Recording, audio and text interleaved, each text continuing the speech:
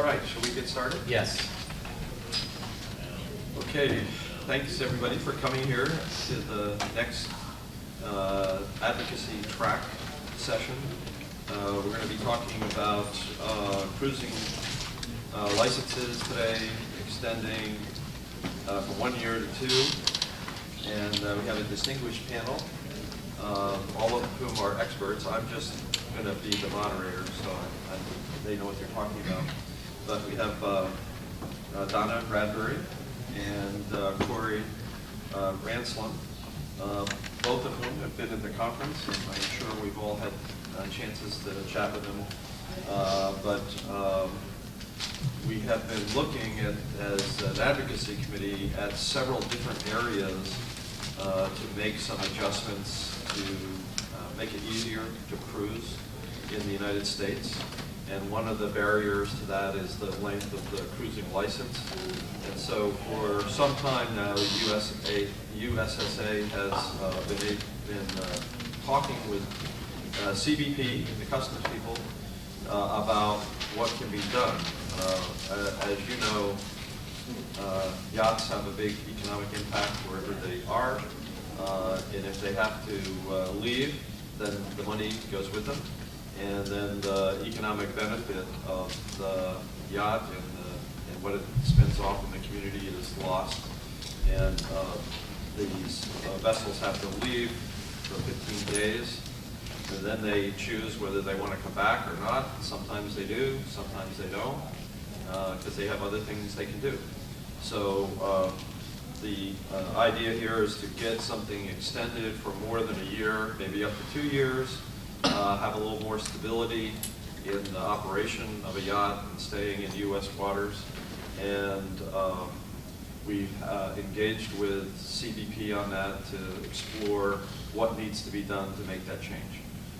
So that's basically the scenario of what we're talking about. And as I said, that's one of several major areas that the USSA Advocacy Committee has been working on. So, can I start with a question? Sure. Let's start It's with a question. open discussion panel. So the cruising permit right now, as it stands, if you're here at a marina and your cruising permit expires, you got to go. There are caveats to that.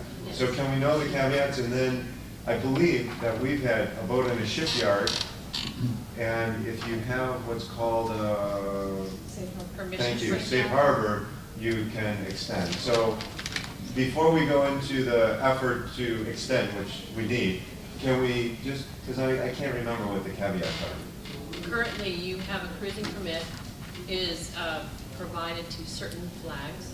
99% of the flags get a cruising permit. For example, Malta flag, Mexican flag do not, because our two countries don't have an agreement for them to provide that. And commercial yachts, when they come in, they do not get a cruising permit. When those type of yachts come in, or commercial yachts come in, they fall under a permission to proceed. But let's talk about cruising permit. Cruising permit is good for 1 year. And when your cruising permit expires, there's this gray area. You and I know that when our driver's license expires, it expires on that day. But it doesn't happen that way with a cruising permit. It's the day of expiration plus 15 or 16 days in addition to that. Okay. Why, I don't know. It would be clean and simple if it had an expiration date, but it's not. You then you're supposed to leave the country, before it expires. You're supposed to stay out 15 days, and then you can come back and you start your year over again. You cannot get a 12-month and a 12-month concurrent. So you do have to leave, go foreign, stay for 15 days and come back. It's not applied the same way at every port. It's just not. Okay.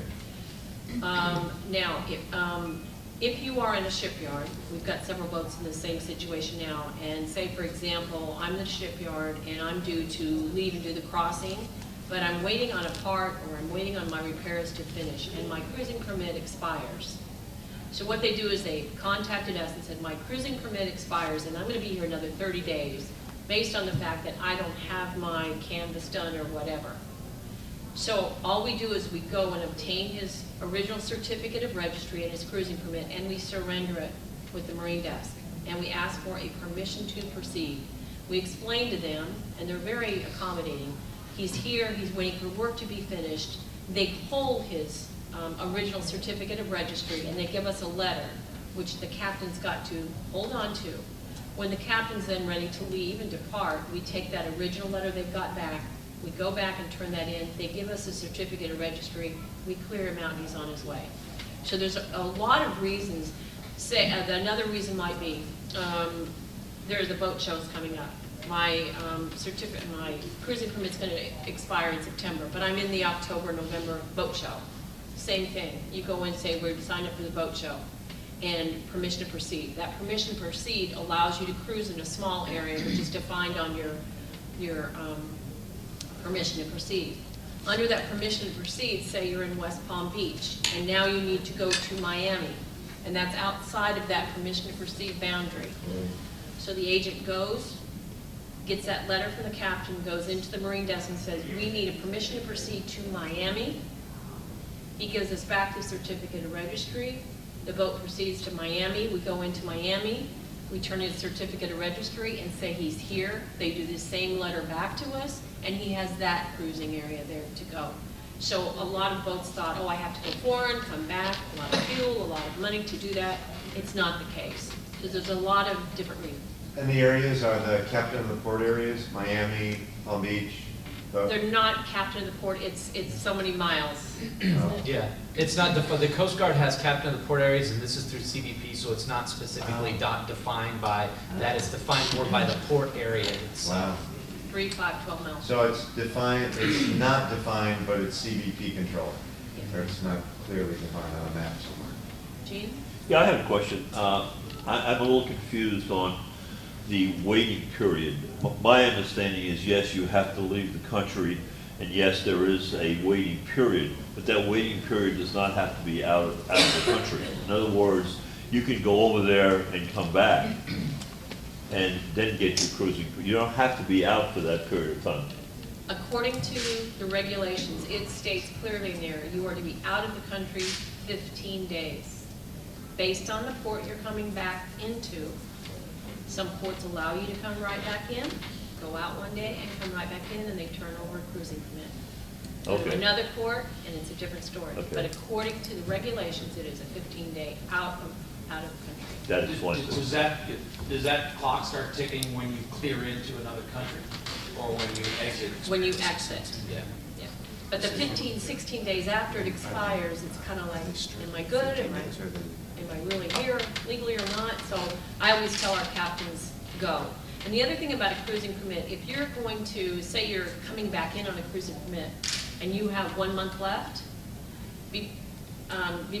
well, take me back a step here. I'm leaving and I know when I come back I'm only going to have 2 months on my cruising permit. Then I would suggest to the captain, we will surrender your cruising permit on your outbound, so when you come back you get the full year versus coming back with a 2 months.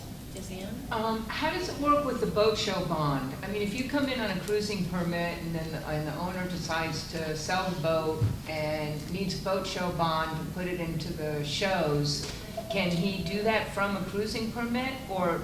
Yes, he can. If you come in and you're not aware that, usually if you're going to come in and you're going right into a boat show, you come in under a boat bond. They don't issue you the But cruising the permit. owner's not allowed to use a boat on a boat show bond. Right. He's not. So can you have a cruising permit and a boat show bond? No. No, it's one or Absolutely the not, other. yes. And then there are a lot of captains don't, you need to clear a boat bond by going out foreign, and there's a process of going out foreign. When you go, you really need to make sure that you're clearing that boat bond, and because it'll follow you. When they go out, they take the documentation that they have the boat bond. When they go into, say, for example, Nassau, they stamp that they're in, and that document needs to come back to your agent to say, yes, I was out, and then your boat bond's cleared, not until that documentation comes back to them. But there's absolutely no cruising permit when you're on a boat bond.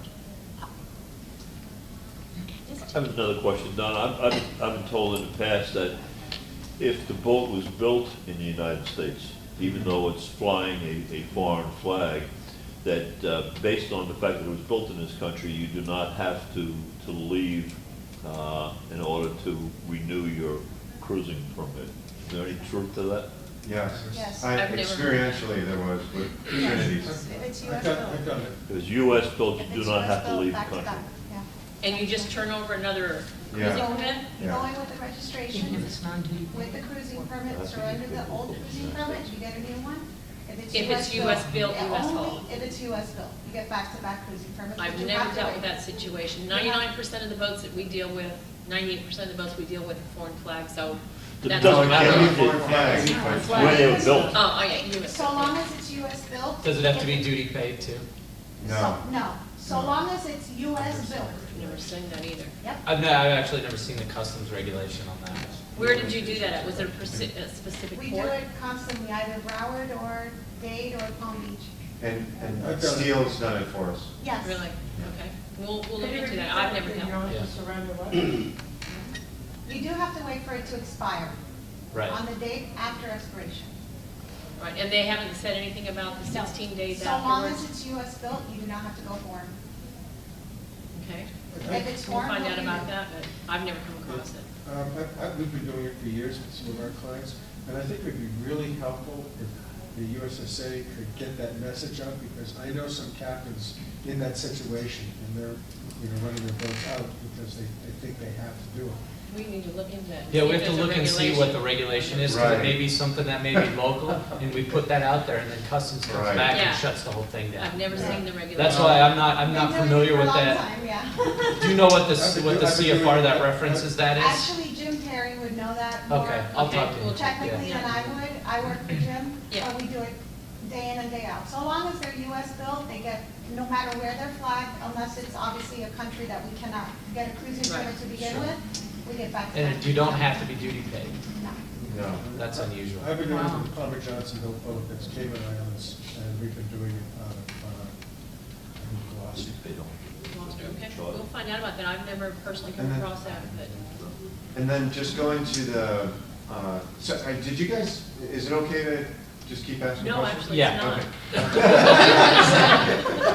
Yes. Yes, You've got all that's what it's this. about. The whole purpose of this is to talk about the cruising Yeah. permit, because as we go through the process with customs and want to extend this from 1 to 2 years, one of the things we talked about yesterday in our panel discussion was the unintended consequences. So is there something that outweighs, that we're able to do now that under a 2-year we may not be able to do, that would outweigh changing Right. from 1 year to 2 year? What are the things to say, okay, well, we want to change from 1 year to 2 years, but here's the stuff we want to keep that we don't want to get rid of. So that's why the part of this panel was that input and expertise from the industry side to be able to say, we don't want to lose these pieces here. Or, the issue with being US Hull, being able to do that, is that something that would potentially go away? Is that a loophole? If it is a regulation that they want to close, and that 2 years, that whole thing's going to go away. That would be bad. Or, and so that's one thing as an industry, we have to weigh of what's the good, what's the bad, Right. and what's the unintended. So with that, that's why we wanted this to be more of a discussion. We didn't have PowerPoints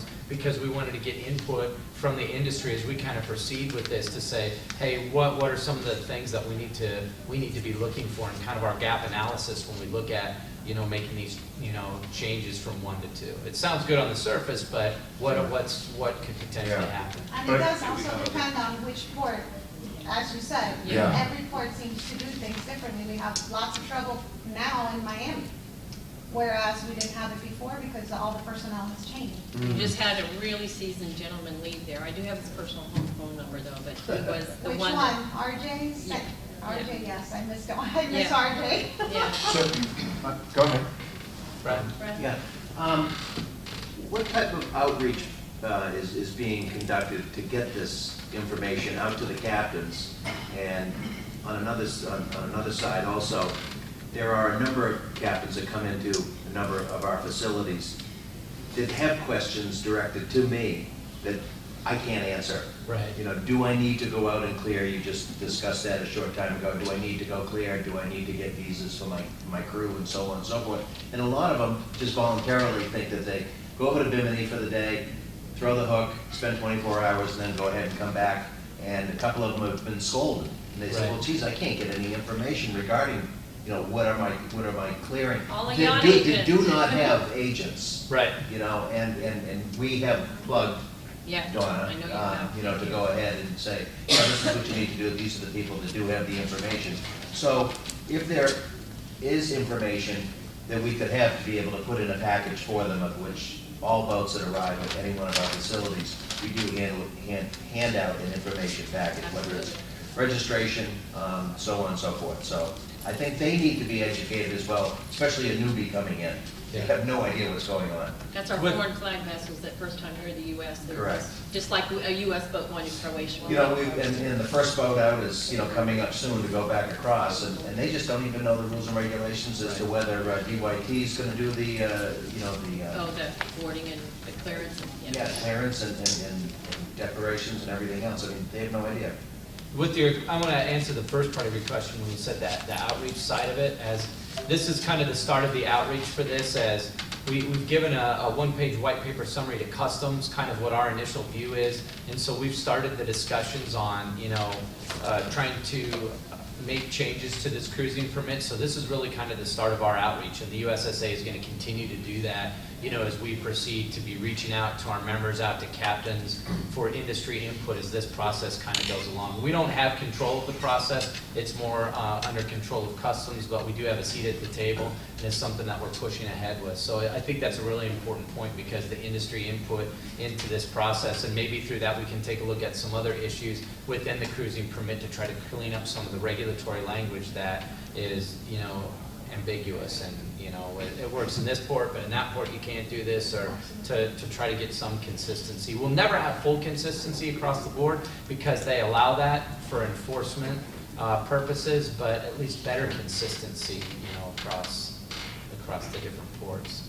But to your point, we don't want to throw the baby out with the bathwater. And if there's something that's working, and it can be applied across the board that would be beneficial to the whole industry, then we want to push for that if there's going to be an adjustment. So it's not going to be a rote one change, stroke two, and move on. We have to look at that whole effect of what happens, and if there's more to it than just changing the length of time. It could be those other things that are attendant to when a license can be renewed back to back, Right. rather than having to leave. Because The obviously, different factors. the idea is to keep vessels operating, and so they don't have to disrupt that operation. It's beneficial to us here in the United States. It's beneficial to the captains and to the owners. It's much easier to plan it. So we need to, get some. That's the consistency. I always make a point to explain to my clients I'm not in the business of giving professional legal advice, and in which case I refer them to a professional in that field. But it would be wonderful, I think, and very useful for the industry if our website, the USSA website, could be the portal for all this information, and it would all be there in really clear, idiot-proof language. I'm gonna challenge it, if I may, I'm gonna challenge that for a moment, because in this, what we're talking about here, because just this discussion and the things I've learned about, I know Fort Lauderdale's okay for a US flag, a US built boat, foreign flag, and gaining, what would you call it, slack or leniency on the rules. Palm Beach, it sucks. They don't know what they're doing. And I'm not, if someone's with CBP in Palm Beach, sorry. But Palm Beach is horrible, and Miami now, from what you just said. But here's the thing: if we say something like that from USSA and they see it, it could be dangerous. If you or I, as non-legal people, if I write a white paper that says, "Hey, I was in a seminar and learned this," and we publish that and make it available, I'm just saying, there could be a rationale for being a little bit more grassroots with, here's the rules, but really here's how it works, and not endanger the way it works right now, being hit with, oh, that's not by the book. And, Well, that's exactly the point, is, we can use a lot of different Malafores, as they're, we don't want to kick over a beehive, we don't want to, Right. whatever you want to use, and that's why we're trying to do this in a methodical, kind of deliberate fashion, as a committee effort. Right. Corey, is co-chair of the Advocacy Committee on the regulatory side, that's his domain. Right. And so we're meeting with Customs. Right. We're sitting down, we're talking through these issues, we're pointing out inconsistencies. They're, at a certain level, they're aware that different ports have different, approaches Right. to the way they enforce the statute. Right. And it's just gonna take a more focused but deliberate effort Right. in order to affect that. We just can't, I agree with you, if you go out and say, over there, they do this, and then you throw that in the face of the person at the other, office, they're gonna say, well, I don't care what they do, then we have a Right. confrontation. Right. And we're trying to avoid that, we're trying to work it through. Right. So we get that kind of word out to all the offices consistently. Right. So that the benefits that people are enjoying now are not lost. Right. We'll So, see. so See how it works. to a finer point, a boat that was having work done up at Rybovich, if I could have moved it to Fort Lauderdale because I had this problem, I would have, but it had engines out or something, I couldn't do that, so we had to deal with the pain in the neck of Right. the way they enforce the rules up in Palm Beach, and kind of the way they don't even know the rules because they don't really have a marine division there per se, or a yachting, scope, people that understand yachting. But my point is that I think we can publish something that says, hey, here's what's working, but it can't be official. Yeah, It can't kind of be just from sort of USSA. point people in the right I- direction. The politics of DC are such that there's certain areas where we can be very aggressive with Customs, Coast Guard, these agencies, and there's other areas where we can't be aggressive. And it's a give and take on, okay, on this issue, we're gonna give a little bit here, because on the next issue, we know we need a little bit more. And that's, this inconsistency is something that we've been battling since we've been doing this for 7 years. And we see this come up and go, and in another 2 years, 3 years, Miami's gonna be different, and maybe then Right. West Palm, and then maybe Fort Lauderdale's Right. bad, or, it's just the cycle through. Right. So as an industry, and one of the ideas brought up yesterday was, with this inconsistency, why don't we work with CBP to put together a training video on the large yacht side of it that they can put out to the field offices, that's supported by CBP, something supported by the industry, to show them, this is the large yacht, here's the regulations, and give these guys a little bit more training on, or something that we could do as an industry. And then it gets back from our perspective, but that's why we need more help and more people on the advocacy committee, whether it's on the legislative side with Peter or on the regulatory side with me, is we're working from a national level and we're pursuing multiple issues. We just talked about 3 yesterday, but there's a whole undercurrent of probably 10 other issues that are just constantly on the plate that we are, monitoring and watch. So we need help from the association and the membership to be able to press forward on some of these issues, and different people have different expertise. And as we grow 300 plus companies now, we should be able to put that expertise into these areas to help move our agenda forward. And when we stand in DC, hey, we're a 300 member organization, this many jobs, this much of an economic impact, it does, now carries a lot of water when we start to meet with these folks. But there's always that balance up there. One thing in the one meeting that I sat in DC at Customs was that I was extremely surprised at how receptive of our industry they were. And they really said, I'm sorry, I'm going way back to you, but what they really said, we want those that are compliant to get through the compliancy issues easy, because you're really not our problem. We have so many things that we cannot inspect and get to, but we have to have a way to tell us to do so. So I think that there is a sentiment of wanting to make this industry. In fact, I don't know if you want to comment that perhaps it could get regenerated again, was the trusted traveler program for yachting, similar to global travel, that if you do it yourself and you go through, that perhaps there could be something for that US built boat that is from specific flags, that has these, give us the checklist of 20, and if you meet this, then you're a trusted traveler. And I think that was one of the goals. I'm sorry, I'm getting ahead. No. One of the goals No. that is wanting to maybe perhaps come back, but I don't know if that would help you Well, from. right now, we're talking about us trying, the clearing the boat from this side. How do you think a captain perceives coming to the United States and, okay, I'm coming in the United States, oh, don't go to Miami, I want you to clear in Fort Lauderdale because they're gonna be more lenient. And, oh, no, don't clear there, go up there because the issue you have right now, up in West Palm Beach. It's very, what it does is it sends a message that, after working in a lot of different countries and knowing the laborious paperwork they go through to do clearance in Europe, entering in the U.S. is pretty straightforward. You fill out the documents, you come in. It is really a lot easier than going over there, but there is this perception that we as an industry have to break that explains to them it's not. But from my side, a lot of people have heard me say, you know, we have this Bible, we go by the Bible, but then when you go up to the window, their Bible's a different Bible, a whole different religion over there. And you can't argue with them, and captains come across this. They also have a person on the other side who's, and I sympathize with them to an extent because they're put there and they're not trained. They may have been, when I cleared a boat one time in Miami, I was just shocked.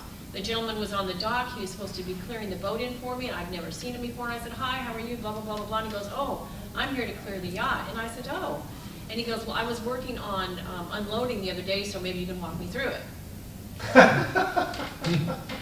And that's how it Sign happens. here, sign here. Yeah, and that's I hope you that's agreed to help him. Oh, I did, and I had an issue, anyway, but that's how it happens. So you have, and I understand with the sequester and all those things, we saw the staff at West Palm Beach and the hours at West Palm Beach diminish from a 2-level marine desk and this, down to 1, down to partial staff, and most of those staff are busy doing the interview part.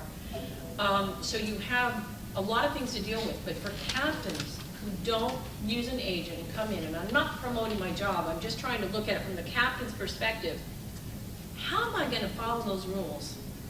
That's why over in Europe, they use an agent because every country you're moving to, the rules are different, the agent knows that they get you in, you want to be compliant. The way I describe the U.S., because when you come from the 7th District and you go up to South Carolina, North Carolina, figure each one of those states is another country. They have a little bit different rule and regulation. It's no different. So moving in the United States is very difficult. Very difficult. We're not welcoming. I've had boats go all the way up to the East Coast following the ENOA. They can't have an owner say, oh, we're going to go over there tomorrow. You're not going to move like that.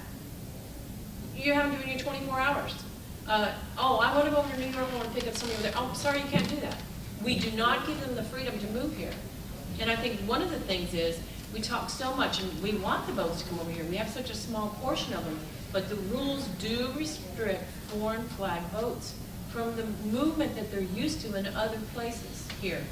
So I just think sometimes we want these freedoms at different ports, and a gentleman was telling me yesterday, you shouldn't want the Bible to be the Bible because it's so set in stone, but from the captain coming in, what is the boundaries? Yeah.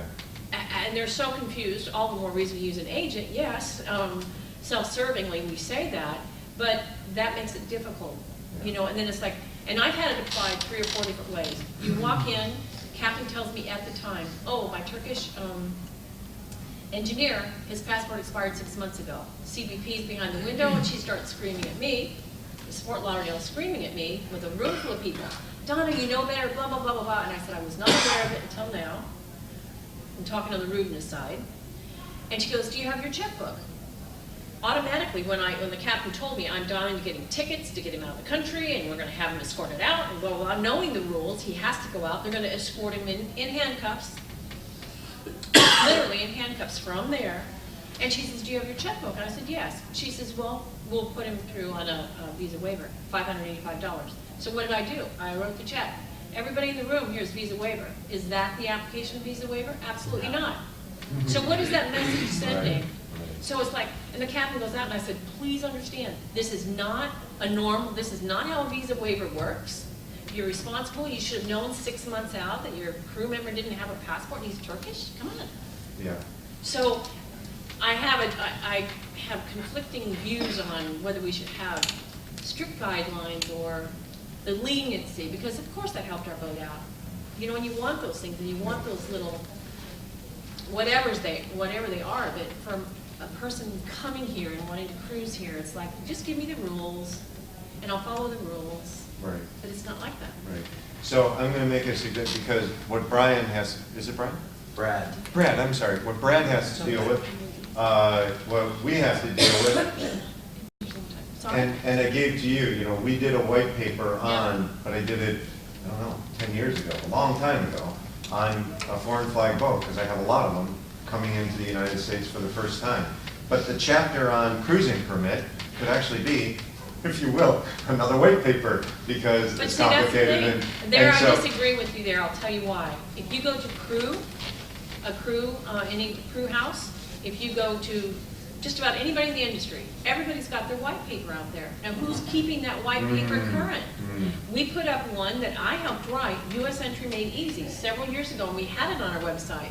So all we have out there is a bunch of different people's version of giving their people the information, and no one's keeping it up. I get It's it. a hard thing, Yeah. unless you put It has links to to be, CVP. yeah. That's a Like we lot of talked what we about. did, we Yeah. put links up there, but then through the whole sequestration process, CBP stopped updating the website. Right. So regulations would change, but it wouldn't be current, the links would Right. go dead. I so- had the same experience. Yeah. And we've been looking at, there's a lot of things from an industry standpoint that CBP's open to. They said, hey, we'll work with you guys to make this happen, to make that happen, to make a video. When we went up there 4 or 5 years ago, they gave us a book that they had given to the airlines about entry as far as from the crew standpoint and the airline standpoint coming into the United States. Right. Obviously, air entry on a commercial carrier is much easier than on a private yacht, but they said, why doesn't the industry work to put something like that together? We'll support a CBP, for the regulations, for the entry side of it. So we looked at that, but as the industry at the time, we didn't have the group that we did or the manpower, but Right. CBP from the national standpoint is willing to work with us to put training aids together, videos together, tools together to help make this process a lot better. So it's really now back up to us to say, okay, let's start putting more current up-to-date information on the USSA website about the cruising permit, about entry and arrival, and about some of these other issues that we're looking at. So, that's why I said is we need help, from our side to be able to make this happen and put this stuff together. So now we've got the manpower to be able to, to do it, so. One thing that, another thing that is difficult for captains is that it is their responsibility to make sure their passports are in order, and when they come in, understand those regulations. It really is their responsibility to do that.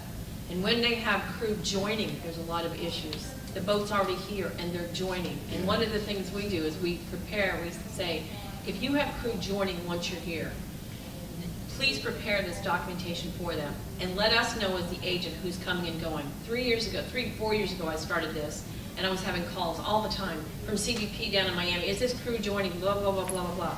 It has a copy of the letter from the MIASIP and USSA, telling the CBP, this is why you're issuing a crew member this. A copy of that, a copy of their letter of employment stating they're on this boat, they're doing this, their intended cruising, copy of their certificate of registry, and a number for the agent.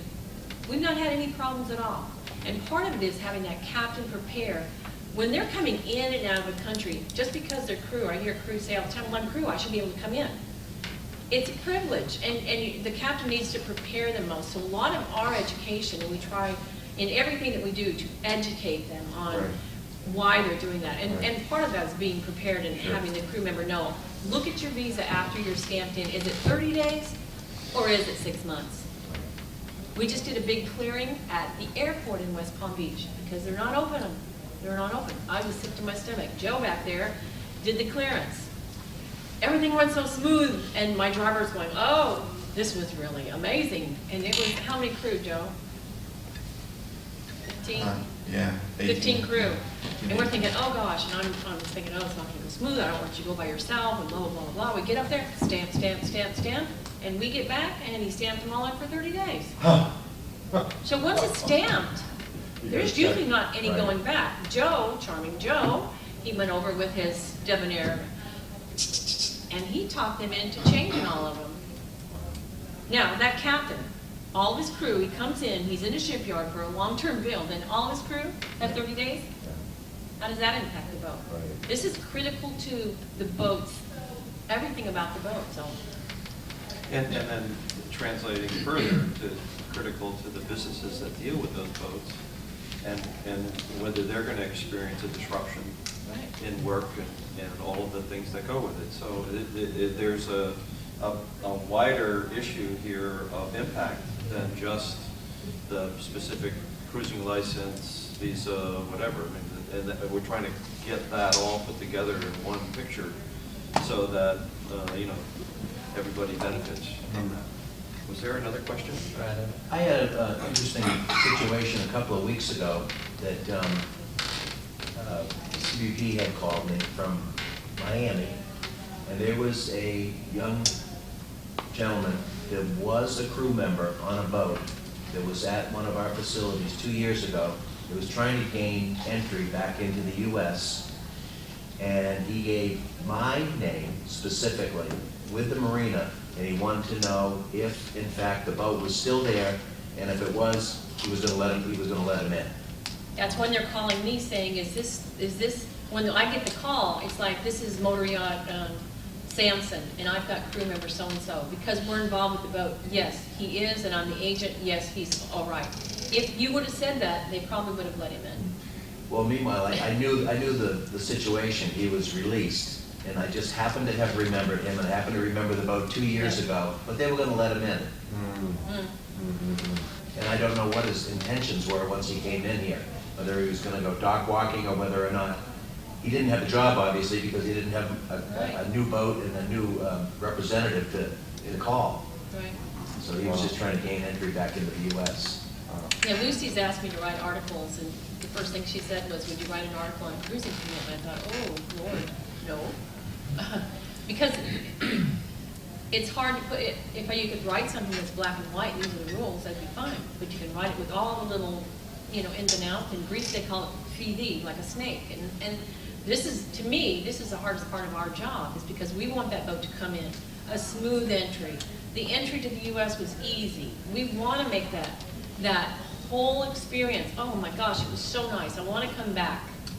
And when you go ahead of time, a lot of preparation ahead of time, we look at all of their C1Ds, their B1, B2s. If a boat's coming in and there's some of their B1, B2 is going to expire in 30 days, sure enough, when we get in there, they're going to say that might cause a problem.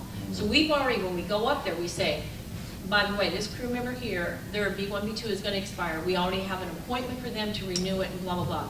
We mitigate all that ahead of time to make that process so cool, they walk out.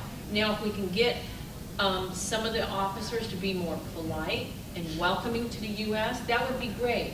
I've They tried should do the brownies. Dale Carnegie training. Yes, yeah. We said that yesterday, that's the second time. We're paying for it for CBP, so Yeah. for Dale Carnegie for everybody.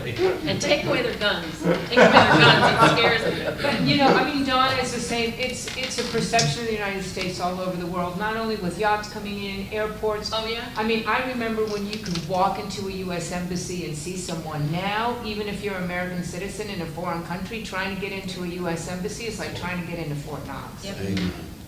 Yeah, it is. I was an American in Greece, and believe me, I was over there during 9/11, and the first time I've ever been frightened in my whole life was after 9/11, thinking, oh my gosh, because there is a perception, so, yeah. I don't know how to fix it. I know what the situations that come up. We just had a boat, I was just telling Corey in the other room, someone just told me about this, a real good friend of ours that's a captain, and he went out, and he was out for the 15 days, and when he came back in, CBP told him, no, and they berated him in front of everybody in the room, and you have to be out for 30 days. Whoa. He says, I have it, and he showed them. It says 15 days. I'm new, and this is the new regulation, it's 30 days. And he pulled him in the back room, and 2 or 3 of them in there talking to him. And this is a well-known captain, so it's kind of like we say, okay, who's in there today? Let's see which way the wind's going, and we kind of stir in. So just in the balance of things, going from Brad with not that last story, but a totally ignorant, I think we're all beyond ignorance is bliss with somebody trying to come in with no visas and stuff like that. They kind of deserve what they end up getting, even though we have to clean that up. But the issue of consistency is really what this boils down to. It's not- and And it's a always been- lack of consistency. Well, maybe another way to say it would be predictability. When you, and managing the expectations, when you sail to the United States, how can I predict what the experience is going to be like? And will I like it as a captain or as an owner, even, having to go through all this stuff? And so what we want to try to do is modulate all these differences and come out with some way that is predictable, you call it predictable, consistent, but I like this whole idea, it's got to be a pleasant experience. There's no reason why, a lawful, legitimate traveler cannot come into this country if everything is lined up and they're there. I mean, we're not trying to discriminate. But, if there are people who are bad people, well, then that's a different issue, and they're on a different list, and, they get taken care of differently. But the stories are replete of all across the country. They do it this way here, they do it that way here, and I get, there are some port-specific, things that may be in a particular area that dictate that, things be handled a certain way. But a lot of the things we're hearing, there's no reason for them not to be done in that consistent fashion. So we have engaged CBP. We have a schedule in the sense that we're going to meet with them on a regular basis. I can't give you dates, but we said we want to meet with you, sit across the table, work through line by line. And this is, Corey was up in Washington 2 weeks ago, and he and I and some others went around and met with agencies, and we want to talk this through. And in some cases, the agencies were helpful. This is the way you should proceed. This is the way we can help you. This is the process for engaging on those issues and getting them heard. Right. And instead of just railing and complaining and having confrontations at the windows, we want to try to get it so that we have a collaborative and cooperative way to do it. It's a long, hard, difficult trail sometimes. So are you three kind of the committee on USSA for? No, there's people in different parts of the country who are on advocacy, on the regulatory, legislative. We also have people who are subcommittee chairs of certain action committees. Like Jean is our chair of our pilotage committee. There's not much that we have, but we need to continue to watch that, around the United States. And Donna is on the entry side of it, so she works on the entry, and we're starting to fill in more and more volunteers as we kind of build this whole thing out. Our whole goal when we started this 7 years ago from the advocacy standpoint was we didn't have the representation in Washington. Now we have Duncan in Washington, D.C., and we really wanted to develop those high-level relationships with the agencies in D.C. so we could start from there. We really need to now implement the second piece of that, and the second piece of that is working with our association partners like Florida Yacht Brokers, the Marine Industries Association of South Florida, specifically here, or NMTA up in the Pacific Northwest, that we need to work with those associations to develop the relationships locally with Director of Field Operations for Customs, so that those relationships locally can work and flow nationally, that they know, hey, this is a national organization with our regional partners, and we're able to work through that. If you, go into the DFO's office in Miami on a consistent basis, and you see Vern and say, hey, we're having these issues in Miami, this issues in Fort Lauderdale and West Palm, and know that these guys have an open door to his boss's boss in DC, you're going to start to see changes. So I think that's really, in problem solving, the next implementation step that we need to look at is work with our local associations to develop the local relationships with the DFOs around the country. What's the DFO? Director of Field Operations, and he's kind of the customs equivalent of Coast Guard captain of the port. Gotcha. So we have a great working relationship with the captain of the ports for Coast Guard. Now we need to push that into the customs side so that we can say, hey, we're really having these problems in Miami. How can we work through these without going to DC? if we have these problems here, how can we work through those? And that's the second step of now what we need to work and need to implement with our, with our local partners. And I think that's where we're going to see the success locally, and not, take away from some of the nuances that really work in our favor in those areas. Because the DFO doesn't want to hear from Washington, D.C. about problems at his ports of entry, that could be solved locally. It's much better for him to say, hey, let's work collaboratively and make that happen. So that's kind of the next part of what we really need to implement, down here, is to really push into those relationships. And is this group familiar with Duncan? You didn't really, you went into each of theirs, but not kind of your familiarity with the Coast Guard for 38 years and Real Admiral. Yeah, who are you? Yeah, And I'm just a moderator. Schlub got stuck there. Well, Yeah, we did a bad job at doing introductions on this for you, sorry. But I do think that that's noteworthy, especially in dealing with all of these Right. agencies that. Duncan, I'll do the first part, and then Duncan's he is our advocacy representative in DC. He's a lobbyist that's been hired by the U.S. Superyacht Association to really help us work through issues in DC, and he's retired Coast Guard Rear Admiral, so he has an amazing contact network to be able to help us. And just in the last few months that we've really pushed this relationship forward, Duncan has done an amazing job at meetings with different agencies that we've never been able to get in the past. And so it's been, Yeah, we it's, have to do one more so we can keep this.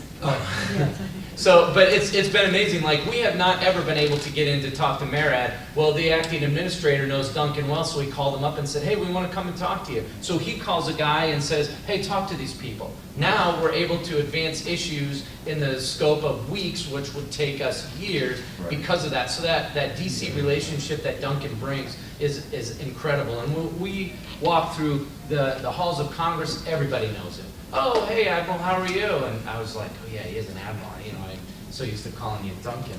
I'm former Coast Guard, so he was way above my pay grade, so I was like, oh, yeah, Admiral. But that's what we need as an association, is that voice, that respected voice, when we go up there and people know him and say, hey, this is not just some other fly-by-night organization.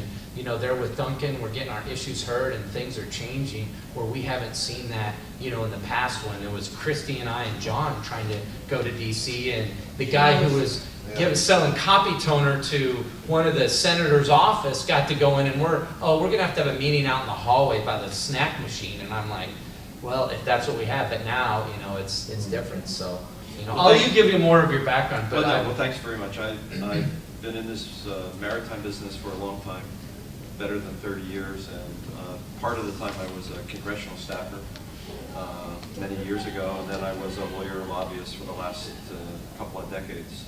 So, and I enjoy working with this industry. I think you have interesting problems to solve, and